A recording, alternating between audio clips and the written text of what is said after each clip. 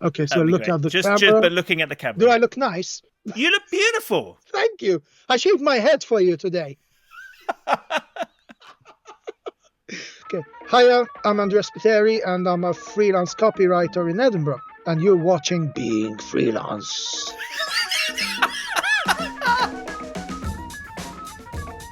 Objectively, I was doing fairly well, but I was still with this attitude of, oh my God, everything's going to dry up tomorrow, and I really need to, hustle. People are creating a business out of being themselves, which is something I can really get behind. Hey, how you doing? I'm Steve Folland. Welcome to another one. This episode of Being Freelance is supported by and recorded using Riverside. If you want high quality audio and video recorded online, check them out. In fact, not just recorded, you can stream live as well. And as soon as you hit stop, Riverside is just getting started because it will create show notes, a transcription. It has an editor, so you can do all of that. It will help create what they call magic clips, so social media ready clips, all branded to how you want them to look, ready to share online in whichever format you need. It's such a time saver when you do everything yourself, so check them out at beingfreelance.com/Riverside. And whilst it is free to get started, if you choose a paid plan, use this code and it will save you 15%. It is Being Freelance, all one word, Being Freelance. Use that, won't you? And thanks to Riverside. Right now, let's find out what it's like being freelance for copywriter André Spiteri. There are no bad clients and there are no bad freelancers, generally. There's just a misalignment of expectations. There's a bit of received knowledge going on about how it's business, not personal. But I think when you're freelance, it is personal because you are the business. Yes, so that is André. His story coming up in a moment. He's originally from Malta, now based in Edinburgh, up in Scotland, and he's a FinTech copywriter. I first encountered André on, should we call it Freelance Twitter? No one's going to stop me. It was a lovely place to hang out back in the day. Now you'll find him on LinkedIn more often. But yes, he was wise, he was witty, and he stood out. His story on the way in a moment. How are you? Hope you're having a good week. We have been busy in the Being Freelance community as ever. Loads of great chat happening, but also some great sessions, co-work sessions. We had an accountability session for those doing their social media, hosted by one of the BFFs, Being Freelance Friends. Rachel did that. Also, we had the Freelance Disco, which is where it's like a live show with music videos where one of the community share the soundtrack to their freelance life. It's so much fun. We had Steve Morgan, who's an SEO consultant, on there this week. So if you're in the community, make sure you catch the replay. Anyway, loads happening, and it would be great to see you in there. Remember, you are not alone being freelance. Go to the website, beingfreelance.com, click on community, and I shall see you in there. Right now, though, let's crack on, chat to this week's guest. Of course, this podcast is available to watch as well, if you didn't know, on YouTube and Spotify. So please do watch along if you want to. André's a lot of fun. We're off to Edinburgh to chat to freelance copywriter André Spiteri. Hey, André. Hello, as the police in Peppa Pig would say. Have you been watching a lot of Peppa Pig, André? Yeah. I mean, we actually went to the cinema to watch the whole birth thing. Oh, wow. You know how it is. It's good until it becomes a shambles, and you're like, why is it that only my kids are misbehaving? Oh, right. I thought you meant the film became a shambles. No. I mean, film is a very generous way to describe it, I suppose. All right, let's do this as ever. Let's get started hearing how you got started being freelance. Yes. Well, it's 10 years this year. So I suppose, had what you'd call an early midlife crisis. And I'll explain what that is. Well, I was working in finance. I was head of legal and compliance at an insurance company. And I hated every second. I mean, to be fair, I was a menace as a lawyer. Yeah, because it's like, it just never felt like me. I'm the kind of person I like to experiment and come up with perhaps maybe wacky ideas, and I get a kick out of creating something from nothing and looking at the big picture. And the lawyer's the guy who's like, no, you have to eat your broccoli now. So being kind of that adult in the room didn't really feel comfortable to me. So that made me very unhappy. But at the same time, I wasn't really sure what I would have done otherwise. There's been, I suppose, moments where I tried to start my own business, but it never really worked out for various reasons. Part of it is, doing it alone, not having the experience, not really knowing how to do it. Part of it, I suppose, is timing, in the sense of I don't really believe there's a right time, but I do believe in timing, as in you being in the right headspace to do something. And part of it was not having the incentive, if you know how I mean, because at the end of the day, I think you do need to have something, for want of a better word, a peril or some jeopardy to kind of succeed. Because if, okay, you're in a job you hate, but, at the end of the month, you're getting this nice little paycheck and it's paying your bills, you don't really have that. I mean, it's different for different people. And, I was in a position where I wasn't married, didn't have kids, so I could afford to do it. If you have kids and all that, it's a different ball game, of course. But I did feel that I was in a comfortable rut, I suppose, which, still didn't make me feel very happy with how things were going. So I did what any reasonable and sane person would do in those circumstances, which is I sold my house, I quit my job, packed all my belongings and moved to London with no job and no idea what fuck I was going to do with my life. And now you're going to have a restricted sticker on your podcast.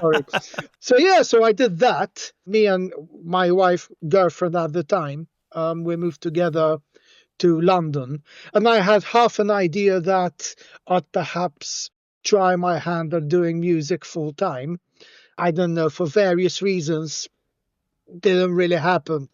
In the meantime, I got a gig, an unpaid gig, writing for a music blog, which I thought would be a, kind of stepping stone to, kind of a foot in the door, so to speak, the music industry. And I was doing this blog for free. Then one day I had this epiphany. I was, the typical millennial stereotype of being in Starbucks with my MacBook, writing, I think it was a review for some stupid app that was really shit. And I'm trying to be positive about it. And I'm looking outside, like, you know what, wouldn't it be sweet if I could do this full time and actually get paid for it, as opposed to, writing this shit for no money and having to look for a job on the side. So I tried to look for a few other gigs, and I actually landed a gig with an independent music PR company. They were looking for people with access to music blogs, and the arrangement was that send you these advanced copies of new artists' albums and EPs and stuff, and you reviewed them and you got them published on this blog, and you got paid if you got them published on this blog. And that's how I made my first money kind of writing. And that was kind of, hey, I can get paid for this. So that was kind of another revelation. So from there, I kind of started looking at more ways of, monetizing. I suppose in a misguided and, well, not misguided, but it's, how it is. You've just upended your life. So you're like, new life, new things, new broom, everything else is in the past. Fuck that. I was kind of trying not to do finance and to do other things. But obviously you do Upwork for a while and you get these really shitty, badly paid gigs. And, you go through that rite of passage. And then I kind of accidentally or on purpose, I'm I mean, it must have been a mix of both, landed a gig with a finance company, and that, paid well. And I went from working 60 hours a week and not making enough to make ends meet to, suddenly making more than enough. That was an eye opener, It was like, yeah, maybe I should do the finance after all. I mean, I'm still writing. I'm still being creative, I'm not wearing a suit and having to shave and having to go to this office and tell people to eat their broccoli, which I don't like either, by the way. But that's supposed to be good for you. So that's why I'm using them as an example, right? So, yeah. So anyway, so I got this gig and it paid well and I didn't mind it. And I was suddenly, this writing business thing was taking off. And I said, you know what, I'm going to lean into this. It's fine. So that's how I started marketing myself as a FinTech copywriter rather than specifically copywriter. Wow. So how long would you say that you had been freelance writer until you decided to niche into FinTech? Well, if we're going to count my unpaid gig as my first client, I started in, I suppose, May or June, you'd say. In August, I got my first paid gig. In the meantime, took kind of a bar job to make ends meet, but I lasted 6 weeks in that, and I quit to go writing full time. So I went full time in November. I made my first livable paycheck in February, and I got the finance gig in, I think, April it was. So I suppose a year or so.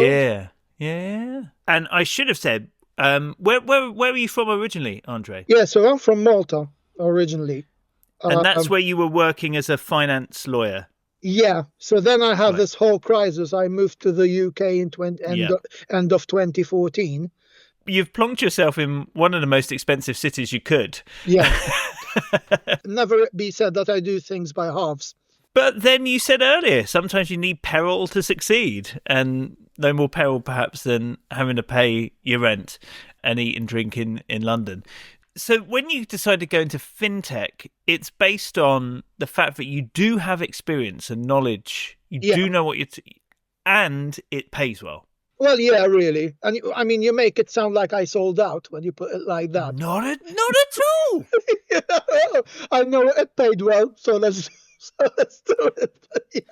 But yeah, that was basically it. I don't mind it. Because you realise you could take all the knowledge that you had from before, but this time you're not having to do the suit and the broccoli and the shaving. Yeah, because it's like, I think the problem is that, law is one of those professions that has been really glamorized on the telly. So you've got, your Matlock and you've got your Perry Mason and you've got suits. But in reality, it's really fucking boring. I mean, it's basically sifting through fine print and trying to twist it around. And it's just... Yes, it's just not what I'm about. So how did you, beyond working on sites like Upwork, how did you go about getting those first freelance clients off those sort of sites? How were you getting that work? So when I say Upwork, I think I got maybe one job offer. Oh, right. Okay. Yeah. So my first website rewrite. Full website rewrite, right? $120, PayPal fees included. Well, it's nice. It's nice to look back. So how were you getting these clients? Were you approaching FinTech companies? So extremely aggressively, I was getting these clients, and by extremely aggressively, I mean cold emailing, job boards, Facebook groups, everything. Wherever I was, I can do that. Job, apply for that. Cold emails, 10 a day. So extremely aggressively. It got to the point where, and I hope they're not listening to this, but when I got my first decent client, I could not really remember where I found them. because I've been doing things so aggressively, cold emails, job boards, everything. I was just trying to get my fingers in as many pies as I could. So you weren't tracking? I'm not really a spreadsheets guy. I mean, there's method to the madness, but I'm not really I don't have the patience for that. Right, okay. In my mind, it's organized. I have this kind of plan in my mind. It's just that I can't be asked to, write it down. I work very paperlessly. Besides, I kind of came onto this philosophy that's like, how they suggest that you should follow up at least twice. I think the received knowledge is these days. So I disagree wholeheartedly with that approach. The reason for that, especially when you're starting out, is that it can hold you back. If I send an email to somebody, right, and in my mind, I have this notion that I'm going to follow up once or twice, I have a certain emotional attachment, kind of, what if they reply? Maybe if they reply, I'll get a job, so maybe I should wait. But if I approach this as, okay, I've sent them an email, maybe they'll reply, maybe they won't. Let me assume they won't and keep going. Then suddenly, if they get back to me, great. If not, fine, I've kept going. So rather than get bogged down in maybes and hopes, because, when you're starting out, I think hopes, well, not just when you're starting out, but I think in general, I think hope can be a good thing, but also a very detrimental thing. If you hang on to hope, it can put you in a comfort zone kind of thing, because maybe this will happen, so I don't need to hustle and work on other things. Whereas if I have done it, I'm just going to assume that it's not going to happen and I keep going with other things. I'm not going to get disappointed and I'm just going to keep my forward momentum. And I see that you kind of perhaps find this a bit confusing. No, I'm loving it. And if anything, Andre, I'm sitting here thinking this could be a business book philosophy I haven't come across yet, which you should write. Fair enough. The thought that actually, if you don't have the emotional attachment to it and you assume it's not going to work out, then you just keep going. You move on to the next one. Because there's a lot of stuff you tell yourself, I think, that ends up being self-sabotage, especially when you're starting out. The who will hire me? Will they hire me? Will they not? Am I good enough? Am I not? But if you just make this about ticking boxes, so I have decided I'm going to send 10 cold emails a week and I'm just going to do that. And I don't care if they reply or not. I'm just going to do that and something eventually will happen. It's much better than I've done these three and I'm like waiting, refreshing my email, seeing if they're going to reply. That's a waste of my time, isn't it? Focusing on something I can't control. Whereas what I can control is my activities. How long would you say you were doing the 10 cold emails a week approach? A day, sorry. Yeah, a day, plus job boards, plus forums. Okay. That was very aggressive. How long do you think you did that for? 8 months. Because then what happened was that suddenly I was making money and I was busy. I had to slow down whether I liked it or not. That being said, I think for things to really, really, really stabilize and for me to start feeling secure, I think it took 3-4 years, right, if I'm honest. And so things picked up. You didn't necessarily feel stable yet, but how would your outreach look at that point? I think one thing I really struggled with was the mindset switch. The switch from the mentality of scarcity to the switch of, okay, now I'm pretty established. I'll be fine for a while. I can maybe stop the scattergun and target a bit more smartly. So I struggled with that for quite some time, where it got to a point that objectively I was doing fairly well, but I was still with this attitude of, oh my God, everything's going to dry up tomorrow, and I really need to, hustle, hustle, hustle. It took me a long time to kind of take that leap.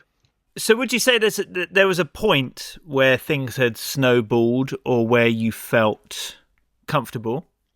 I was lucky enough that in my first 4 years, I never really did have that feast or famine, in the sense of I never had 0 months.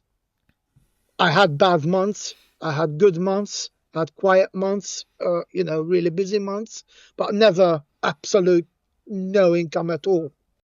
That being said, things felt very precarious for quite a long time. And when I say precarious, I mean being in a position where losing one client could topple the whole house of cards. So it took a while to get to a point where I had enough clients on the go that one wouldn't necessarily be crippling. And would these be people you would see in person?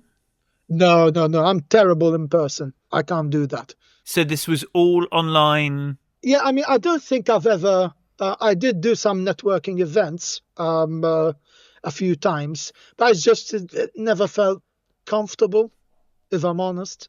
Yeah. Because you go there and you're supposed to give this elevator speech, and everyone's trying to drum up business, and it's just it's just a lot of pressure. I'm much more comfortable in an environment where there's expectations, right?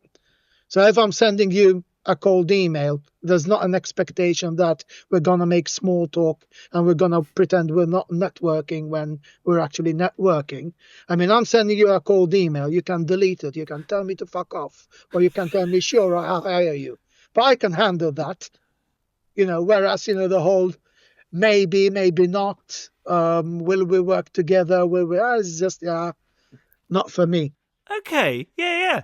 So actually, did that mean, though, did you get word of mouth, like referrals at some point start, as you're working within a particular industry? Did word start to spread? That took a while, because community took a while too, for me. I remember, in the old days of Twitter, using it completely wrong, looking at these, influencer types who basically just shared wall-to-wall links all the time.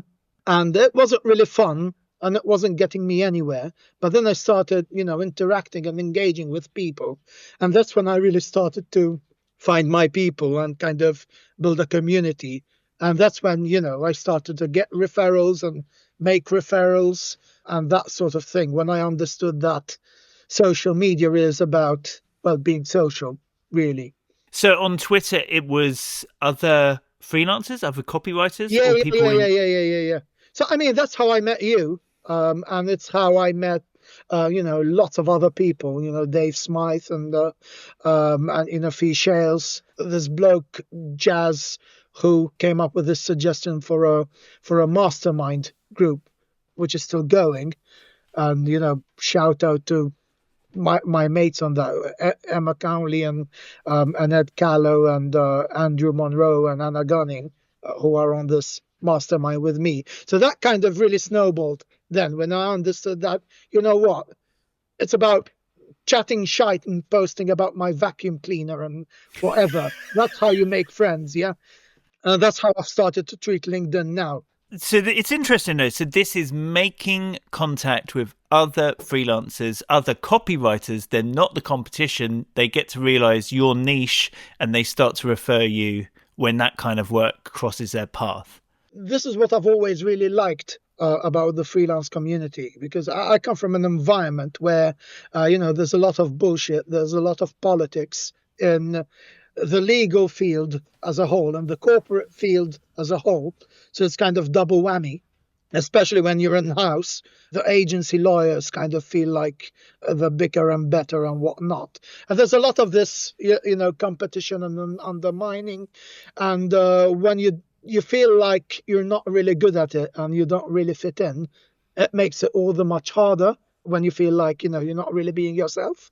Whereas with the freelance community, is the complete opposite, right? People are creating a business out of being themselves, which is something I can really get behind. You don't know how good you have it until you actually see it in action. It's such a completely different mindset compared to where I'm coming from. So that's something I really like about it. Tell me about this mastermind, though. So, when did that start, and how do you guys run it? It sounds like it's been a while. Yeah, it's been a while. So it's been, I think, since 2018 now that we Wow. do it. And it's, we meet once a month, and it's basically everyone gets 10 minutes, and it's positives, negatives, which helps, you either vent or you get some really good advice about how to solve your problem. And then we do challenges, monthly challenges. So stuff like, set your boundaries, for example, or, reach out to that person you really want to work with and you've been embarrassed about reaching out to. So, so you do that kind of thing. And it's, it really helps. I've learned a lot from them over the years. Hopefully they've perhaps got something out of it from me too. But, I've get a lot out of it. So that's nice. And it's a nice little community to have. Oh, I'm sure. And that's something that one person decided to sort of set up themselves, as in like, hey, you guys, do you fancy joining me with this? Yeah, so I think what happened was that this guy, Jazz, he had this idea for doing a mastermind. Yeah. And I think he split us into groups. So I got assigned to this group with Ed, Dana, Emma, and Andrew. I suppose we hit it off. And we managed to keep at it. So that's how that happened, completely by accident. And again, it wouldn't have happened without Twitter. The mastermind aside, have you had any, I don't know, coaching or, been part of any other groups or anything like that? Well, I've had some business coaching at the beginning of 2023, which was, perhaps not a good time to do it. I would say. In what way? Because, 2023 was, tough for a lot of freelancers, I suppose, economy-wise. Liz Truss and, and not to get political, but all that sort of stuff. So that was a tough year, tougher for me as I also had my second daughter. So that was nice. Having, the economy go to shit when you've just had another kid. It's the peril, Andre. Yeah, that's what we do, right?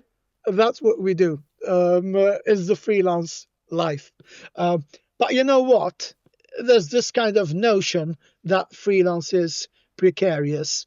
And I suppose it is in many ways. But I had lots of friends, employed friends, who were made redundant. And, losing a retainer and losing your job is pretty much, I'd say losing your job is worse. You jump through way more hoops to get a job. So it's harder to be fired than to be fired by a freelance client, yes. But it's also, I suppose, you jump through fewer hoops to get a freelance client. And you can have several at one go. So if you lose one, so I do feel like, it took me a very long time to get here. But I do feel like once you're over that hump, it can be a bit more perhaps stable in some ways. So what did you work with that business coach on? Did it help you? It did, yeah, because it helped me figure out a lot of stuff about myself. There's a bit of received knowledge going on about how it's business, not personal. But I think when you're freelance, it is personal because you are the business. And, whoever tells you don't take it too personally, that's bullshit, isn't it? Because it is personal, because it's you, whether you like it or not. Now, can you set boundaries? Of course you can. Can you, set limits on the amount of headspace you give your business? Of course you can. Can you work with people who are, aligned to your values? Yes, you can. But it is personal, whether you like it or not. And I think rather than fighting that, embracing that is perhaps a better way to go.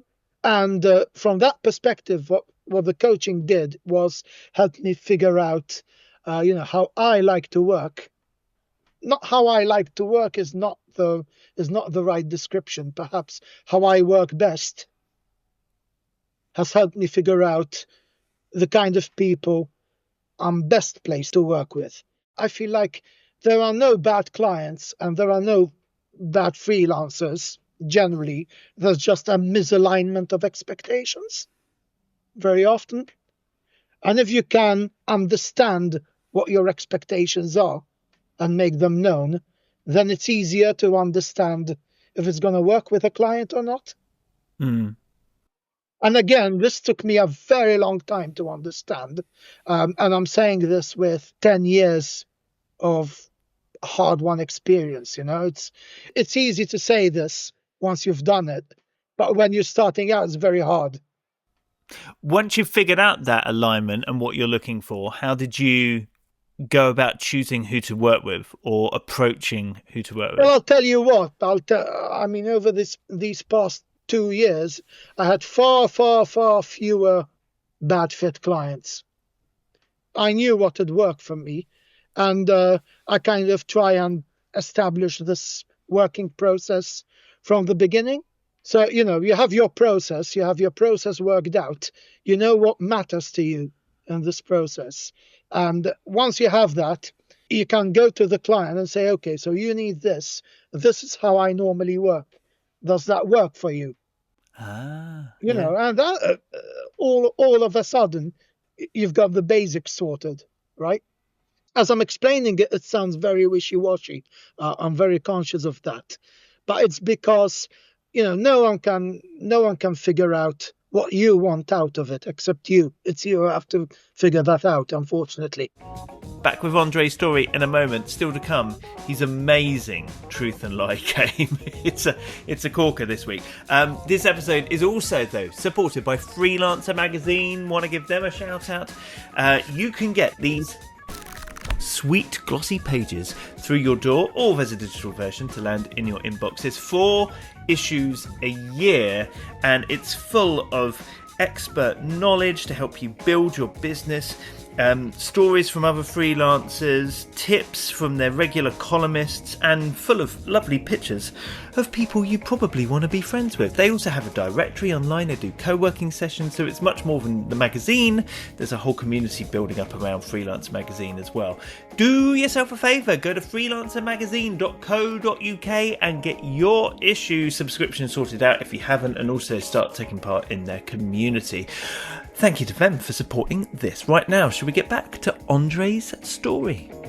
So, if I go to your website today, it is a beautiful website. You should take a look. Go to beingfreelance.com, click through.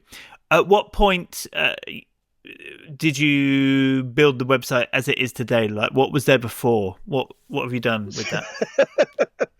So, I did that website in 2022. Dave Smythe did that for me.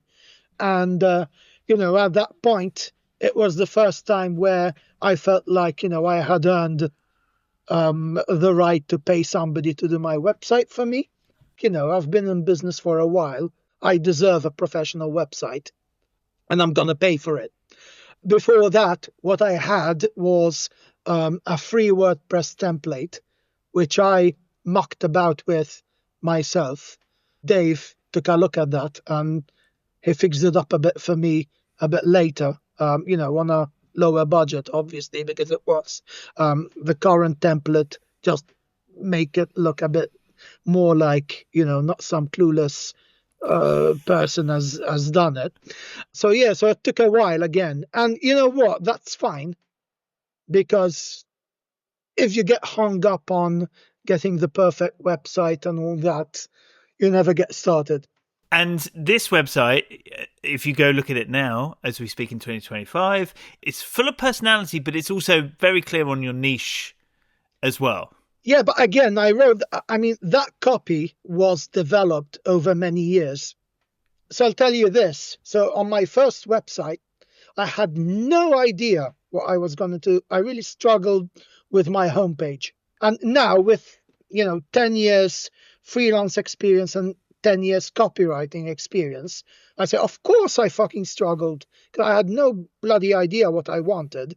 I had no idea who I was, how I wanted to position myself, what my benefits were. No idea at all, because that's stuff I figured out along the way. So again, I want to really stress this. It's easy for me to say now, 10 years down the line, when you're starting out, you don't have this stuff figured out. So it's more important to get something out on the understanding that eventually it will come together. Just, don't worry about it too much now. And marketing wise, do you do anything in particular these days? Not as much as I should, no, unfortunately. But, now it's a different ball game. I mean, I've got retainers. I've got a portfolio. I've got 10 years experience, and I've got a network. I can afford not to. Whereas, when you're starting out, you can't afford not to. Might you still cold approach people now? Yeah, sometimes. Not regularly.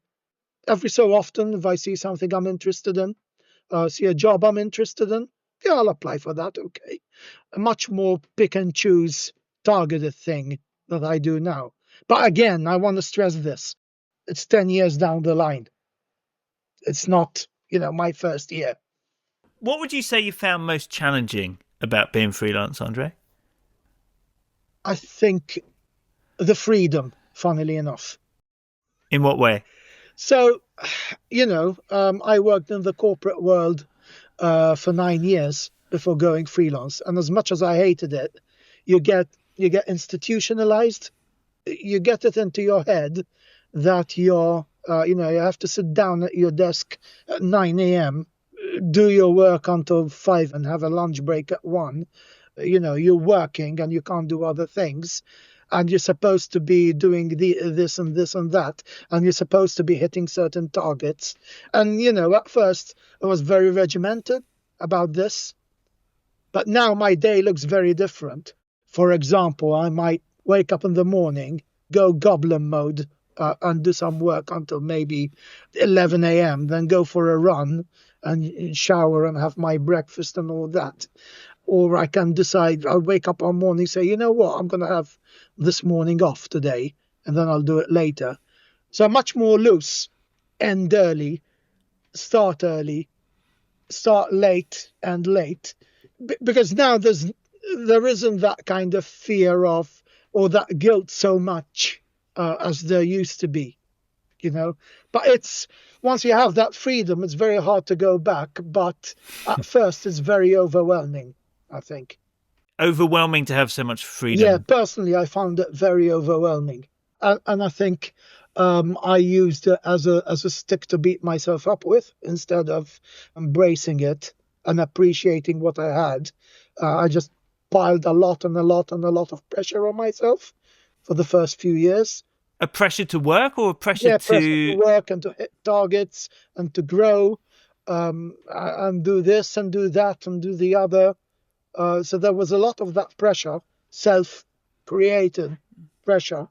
Yeah. So really, it was the pressure inherited from the corporate world. Yeah, I mean, it's a tricky one, because on the one hand, perhaps I wouldn't be where I am today if I hadn't been that driven. I mean, would I necessarily have made it so intense for myself if I had to go back? Maybe not. But would I have achieved what I've achieved? I don't know. So it's a tricky one. Yeah. Now, Andre, I always do this thing where I ask for 3 facts about yourself to make 2 true, 1 a lie, and let me figure out the lie. What do you have for me? So, I'm an ordained reverend, is number 1. Right. I'm a best-selling author, is number 2. Okay. And number 3, I was once in an ad for Dujardin frozen chips. These are amazing. Okay. You're an ordained reverend? Yes. When did that happen? In 2016. that's not long after you moved to London. Yeah, so I was watching an episode of Big Bang Theory where, Howard and Bernadette get married. Or maybe it was an episode of Friends, I don't remember. But anyway, I remember in the middle of the episode just going off the internet just for kicks. Because, I mean, I'm not religious, but I just get a kick out of it. Okay. Have you ever used this skill? Have you married someone? Well, I did ask my accountant if I could get any tax benefits out of it, and the answer was no. I don't know. No, I haven't. Okay, with it. You're a best-selling author. Yeah. What do you write? What have you written? 2 crime novels out. Crime novels. Yeah. So, one's an organized crime thriller, and the other one's a more straightforward police procedural. What's the title of the first one? So the first one's Back from the Dead. The other one's Vanity Project. A very apt title, I suppose. Best-selling, not just an author, a best-selling No, best-selling, author. yeah. In the Amazon charts. And you were in an advert for chips. Frozen chips. You said a brand, I think. Jardin, yeah. So how did that come about? So this was my midlife crisis phase. In the run-up to moving to London, I was exploring all sorts of other possibilities, and one of them was acting. So I went to this acting course, and anyway, I did a bunch of stuff locally back home, and one of them was this advert for chips. You just had to eat the chips? So I was the dad in this family, and it was me, my ad wife, and our 2 kids, and having dinner, eating chips. I believe that one. I mean, if not, it is a fantastic lie. I am believing the chips. Author. I mean, you write. You know the law. I know the law. I mean, it is possible. People do get ordained. Isn't it something like, Adele got ordained so that she could marry Alan Carr, the comedian, and his husband? Like, this happens. But you did it and never used it. I feel like, but maybe there's a maverick inside you who would think, what the hell, why not anyway? No, I don't know. No, I'm going to say that one. But simply because I believed it. So I tell you what, the lie had better not be, yes, I'm an author, but I'm not a best-selling author. Or no, actually, if that is a lie, then that means you are a vicar. So I love this either way. I'm going to say the Reverend is a lie. No.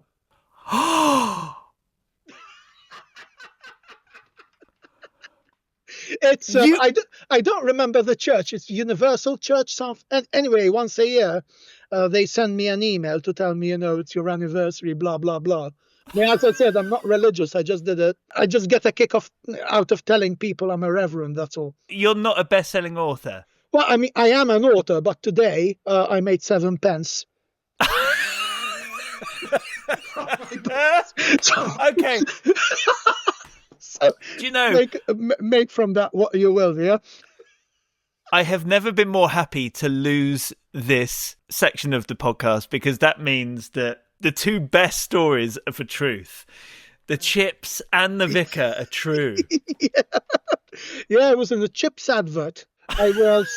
What else was I? I was in this music video for a prison initiative. Okay. So there was this famous singer, Maltese singer guy, and he turned out to be a con man, and he went to prison. And so anyway, somehow he created this organization in prison, and then they ended up starring in this music video in prison. And I remember, security was worryingly lax. I was filming. I went into this prison, and they didn't even give me a visitor tag or whatever. So I was wearing my suit like I was coming from court, and they gave me a kit, they call it, which is like a bag with clothes and soap and what you need for your first night in prison. And I'm, walking around the prison with no tag, whatever, in my suit with this kit. And this prison guard is like, where are you going, buddy? Yeah, he thought I was a new prisoner. Like, no. I'm just here. You're like, no, don't you recognise me from the chips advert? I don't think I had done that chips advert yet. That was the high point of my career. Wow. Check out Andre's books, for goodness sake. I'd like to earn a bit more than 7 pence today, perhaps. Andre, if you could tell your younger self one thing about being freelance, what would that be? It'll all work out. It's a marathon, not a sprint. The older I get, the more I'm learning to let go of all or nothing thinking. That's been something that always held me back in the past. I feel like if you let go of that, it makes everything so much better. For example, if I'm writing a book, say, first draft, it's more important to finish than for it to be good. I'll fix it later. Whereas before I'd have gotten hung up on, no, this is not working, I need to fix it. It's the same with being freelance, So your website looks terrible right now. Well, fine, but it's online and it's a start. So these clients aren't that great, but they're paying you. You'll find better ones in future, You have to look at it long term. Nothing worth having comes straight away. You need to work at it. What a lovely message to end on. Andre, thank you so much. Go to beingfreelance.com. As there are for all of our guests, there are links through so you can find Andre online if you haven't already. And of course, check out all of the other episodes, over 300 of them. Doesn't matter what they do, job title wise, it's all about the being freelance. So do take a listen through that as well. But Andre, so good to chat. Thank you so much. Thank you. Really enjoyed this. Thank you for having me. All the best being freelance. Thank you. Bye. Yeah, there goes Andre. Okay, we are out of time. Go to beingfreelance.com and you'll find all the links through to find me online, like Instagram, there's the community, there's a course for new freelancers. If you know somebody who's in their first year, please do tell them about it. It's helped so many over the past 4 years that it's been online now. I've been updating it recently as well. Go to beingfreelance.com. It is all there. A new episode of this, however, coming a couple of weeks from now, which of course you can listen to in your favourite podcast app or on YouTube and Spotify as well, where you can watch the video version. I'm out of here though. You have a good week being freelance.